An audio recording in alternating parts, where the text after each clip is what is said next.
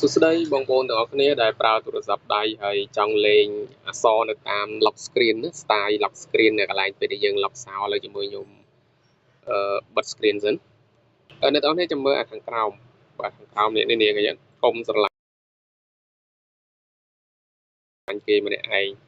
នេះខាងក្រោមឃើញទេនឹងឥឡូវនឹងអញ្ចឹងអ្នកទាំងអស់គ្នាចង់លេងចង់សរសេរអីក៏បានដាក់ limit សញ្ញាអីក៏បានឈ្មោះយើងក៏បានអីក៏បានដែរគឺអេមែនតើហើយវាមិនមែនជាapp ណាវាជាកម្មវិធីដែលមានក្នុងទូរស័ព្ទស្រាប់បាទមិនថា Android មិនថា iPhone ទេអញ្ចឹងសម្រាប់ Android គឺយើងចូលទៅកាន់ setting មកបាទសម្រាប់ Android របស់យើងហើយអ្នកទាំងអស់គ្នាចង់សរសេរអីក៏បានដាក់និមិត្តសញ្ញាអីក៏បានម៉ូដអីដាក់រូបអីគឺបានដូចគ្នារូបជាផ្កាកលាបជាបេះដូងជាអីចឹងណាដូចខ្ញុំបង្ហាញមិញអញ្ចឹងបាទអញ្ចឹងអ្នកទាំងគ្នាពេលដែលយើងចូលទៅកាន់ setting ហើយយើងមើលទៅលើ screen របស់យើងអញ្ចឹងយើងមើលទៅកាន់ screen របស់យើងហើយនេះរកពាក្យថា personal limitation ហ្នឹងបាទគឺនេះបាទយើងចូលក្នុងកម្មវិធីនឹងមក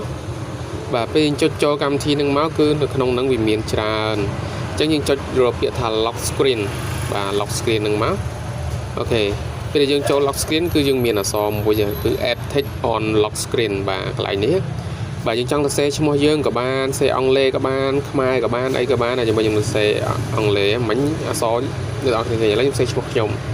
ហើយខ្ញុំចុច save វាមកបាទចុច save វាមកហើយឥឡូវខ្ញុំ lock screen តែវាឃើញអត់ឥឡូវខ្ញុំបើក screen ទៅវិញអ្នកនរគ្នាចាំមើលខាងក្រោមនេះឃើញឈ្មោះខ្ញុំអត់នេះឃើញឈ្មោះខ្ញុំហ្នឹងហើយអញ្ចឹងយើងអាចដូរតាមសេរីរបស់យើងបាទគ្រប់ម៉ូតគ្រប់ម៉ាកកន្លែងហ្នឹងណាហើយបើយើងអត់ចង់ដាក់ទេយើងចុចលុបវាមកយើងចុច save វាវិញមកអូខេហើយយើង lock screen ម្ដងទៀតមកបាទហើយយើងមើលទៅគឺវាអត់មានឃើញឈ្មោះឲ្យយើងមើលអត់ទេឃើញទៅទេហ្មងអត់មានទេបាទអានឹងគឺជាចំណុចមួយដែលយើងលេង style lock screen របស់យើងណាហ្នឹងហើយកុំឲ្យធុញពេលយើងប្រើទូរស័ព្ទយូរទៅកុំឲ្យធុញមាន style ដាក់កុំប៉ះទូរស័ព្ទខ្ញុំឬក៏ដាក់ឈ្មោះសង្សាររបស់យើងឬក៏ដាក់ជារូបបេះដូង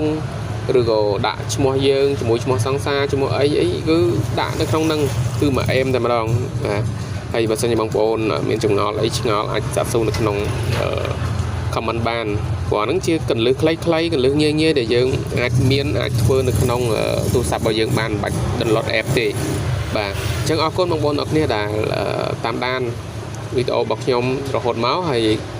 កុំភ្លេចចុច Subscribe ដើម្បីទទួលបានវីដេអូថ្មីៗបន្ថែមទៀតបាទអរគុណជួបគ្នានៅវីដេអូក្រោយ